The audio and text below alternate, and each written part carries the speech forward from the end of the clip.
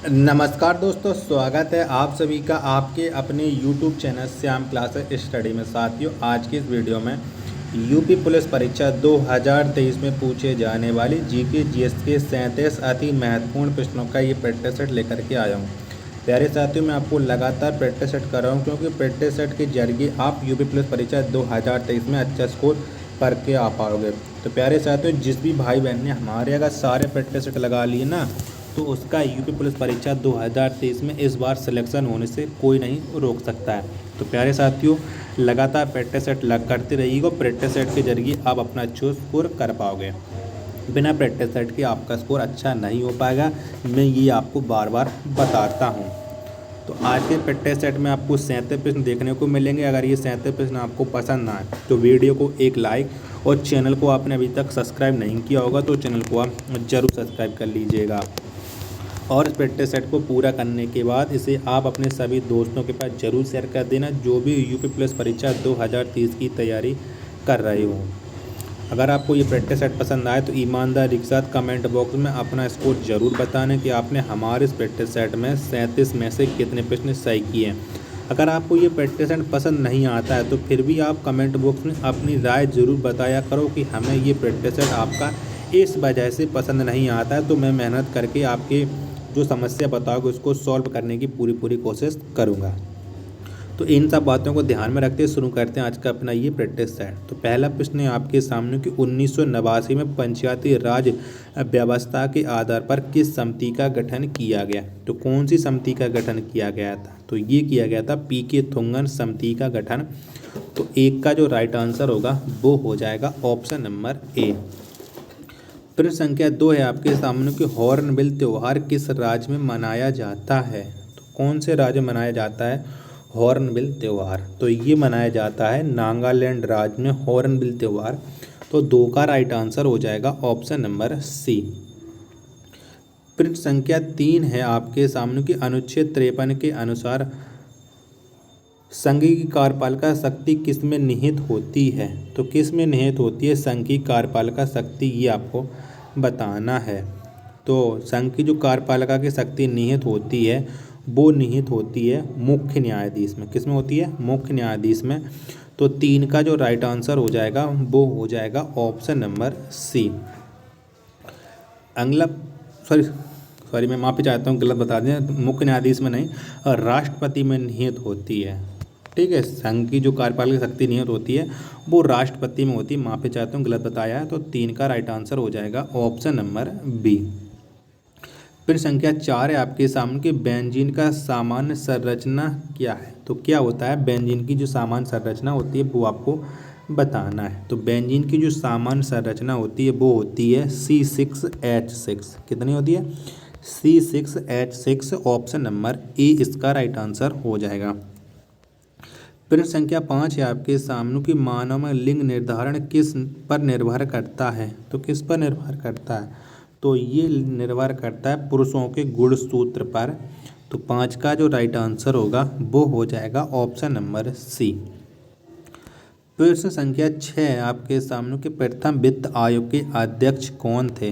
तो कौन थे? तो जो प्रथम वित्त आयोग आया था उसके जो अध्यक्ष थे वो थे केसी नियोगी। कौन? केसी नियोगी।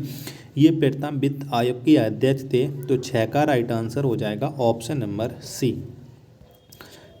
प्रश्न संख्या 7 है आपके सामने कि ब्लीचिंग पाउडर बनाने के लिए किस गैस की क्रिया कराई जाती है। तो कौन सी गैस की क्रिया कराने से ब्लीचिंग पाउडर बनता है? तो ये कराई जाती है क्लोरीन की क्रिया। तो 7 का राइट आंसर हो जाएगा ऑप्शन नंबर ए। प्रश्न संख्या 8 है आपके सामने कि सर्वप्रथम आर्थिक सर्वेक्षण कब पेश किया गया। तो कब पेश किया गया था? तो सर्वप्रथम जो आर्थिक सर्वेक्षण पेश किया गया था वो किया गया था 1950-51 में। तो 8 का जो राइट आंसर होगा वो हो जाएगा ऑप्शन नंबर ए। प्रश्न संख्या 9 है आपके सामने कि धोवन सोडा का रासायनिक नाम क्या है। तो क्या है? तो धोवन सोडा का जो रासायनिक नाम है वो है सोडियम कार्बोनेट। क्या है? Sodium carbonate. तो 9 का जो राइट आंसर होगा वो हो जाएगा ऑप्शन नंबर ए। प्रश्न संख्या 10 है आपके सामने कि मनुष्य में श्वसन वर्णक किस में पाया जाता है। तो किस में पाया जाता है? तो मनुष्य में जो श्वसन वर्णक होता है वो पाया जाता है आरबीसी में। किस में? आरबीसी में। तो 10 का राइट आंसर हो जाएगा ऑप्शन नंबर बी। प्रश्न संख्या 11 है आपके सामने कि भारत का सर्वोच्च कार्यपालक प्रमुख होता है तो कौन होता है? तो भारत का जो सर्वोच्च कार्यपालक प्रमुख होता है वो होता है राष्ट्रपति। कौन होता है? राष्ट्रपति। तो 11 का राइट आंसर हो जाएगा ऑप्शन नंबर ए। प्रश्न संख्या 12 है आपके सामने कि भारत में सबसे छोटा नदी द्वीप किस नदी पर है? तो कौन सी नदी पर है?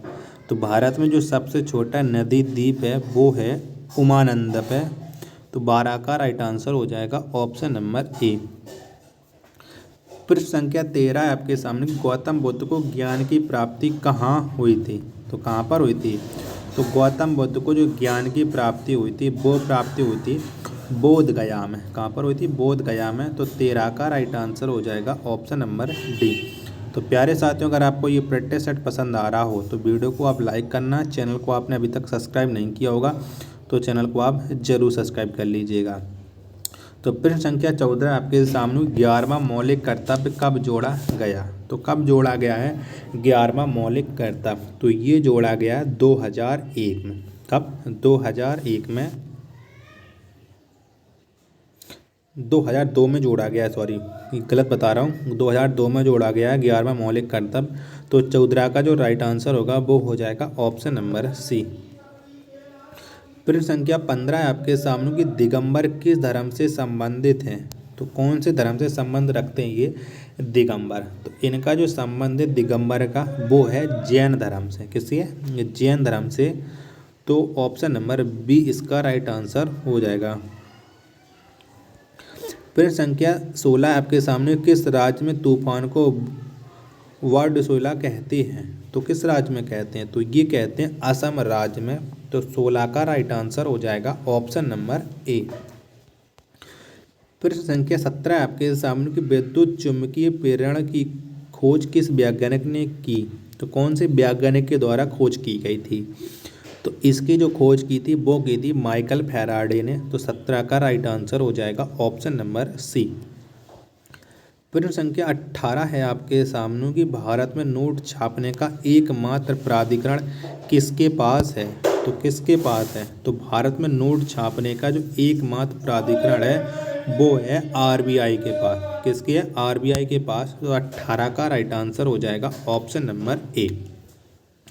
प्रश्न संख्या 19 है आपके सामने कि भारतीय संविधान में धर्मनिरपेक्ष शब्द की बजाय पंथ निरपेक्ष शब्द का प्रयोग किस संविधान संशोधन में किया गया है? तो कौन से संविधान संशोधन में किया गया है? तो ये किया गया 42वें संविधान संशोधन में। तो 19 का जो राइट आंसर होगा वो हो जाएगा ऑप्शन नंबर ए। प्रश्न संख्या 20 है आपके सामने कि सरीसृप में लिंग निर्धारण किस भौगोलिक कारक पर निर्भर करता है? तो कौन से भौगोलिक कारक पर निर्भर करता है ये सरीसृप? तो ये करता है तापमान पर निर्भर। तो 20 का जो राइट आंसर हो जाएगा ऑप्शन नंबर सी। प्रश्न संख्या 21 है आपके सामने कि एल्यूमिनियम का अयस्क है। तो क्या है एल्यूमिनियम का अयस्क? तो ये है बॉक्साइड एल्यूमिनियम का अयस्क। तो 21 का जो राइट आंसर बनेगा वो हो जाएगा ऑप्शन नंबर ए। प्रश्न संख्या 22 है आपके सामने कि महात्मा गांधी ने किस वर्ष रॉलेट एक्ट के विरोध में सत्याग्रह किया था? तो कब किया था महात्मा गांधी ने, ये आपको बताना है। तो महात्मा गांधी ने 1919 में रॉलेट एक्ट के विरोध में सत्याग्रह किया था। तो 22 का जो राइट आंसर होगा वो हो जाएगा ऑप्शन नंबर बी। प्रश्न संख्या 23 है आपके सामने कि भारतीय संविधान में मौलिक अधिकार किस देश के संविधान से लिया गया है? तो कौन से देश के संविधान से लिया गया है ये मौलिक अधिकार? तो ये लिए गए अमेरिका के संविधान से। तो 23 का राइट आंसर हो जाएगा ऑप्शन नंबर बी। प्रश्न संख्या 24 है आपके सामने कि निरपेक्ष आवर्तनांक का मान कितना होता है? तो कितना होता है निरपेक्ष आवर्तनांक का मान? तो इसका जो मान होता है वो होता है 1 से अधिक। क्या होता है? 1 से अधिक होता है निरपेक्ष आवर्तनांक का मान। तो 24 का जो राइट आंसर होगा वो हो जाएगा ऑप्शन नंबर बी। प्रश्न संख्या 25 से आपके सामने कि किसमें श्वसन रंध्र द्वारा होता है। तो किसमें होता है? तो जो तिलचट्टा में श्वसन रंध्र द्वारा होता है, यानी वो रंध्र के द्वारा अपनी सांस लेता है। तो 25 का जो राइट आंसर हो जाएगा ऑप्शन नंबर डी। फिर संख्या 26 है आपके सामने कि प्रथम परमाणु परीक्षण कब हुआ था? तो कब हुआ था? जो प्रथम परमाणु परीक्षण हुआ था वो हुआ था 18 मई 1978 में। कब?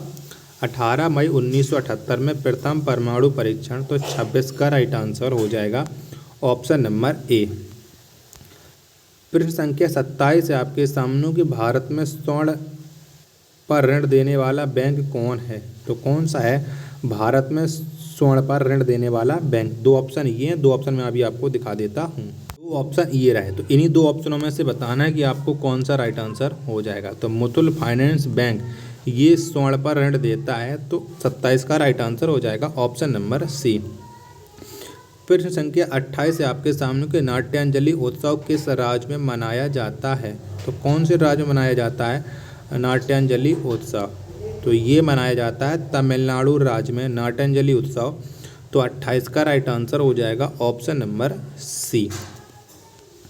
प्रश्न संख्या 29 है आपके सामने कि रेड सैंडलवुड भारत के किस राज्य में पाया जाता है? तो कौन से राज्य में पाया जाता है? तो ये पाया जाता है आंध्र प्रदेश में रेड सैंडलवुड। तो ऑप्शन नंबर डी इसका राइट आंसर हो जाएगा। प्रश्न संख्या 30 है आपके सामने 1960 में सिंधु जल समझौता में भारत की पश्चिम नदी में हिस्सेदारी कितनी है? तो कितनी है?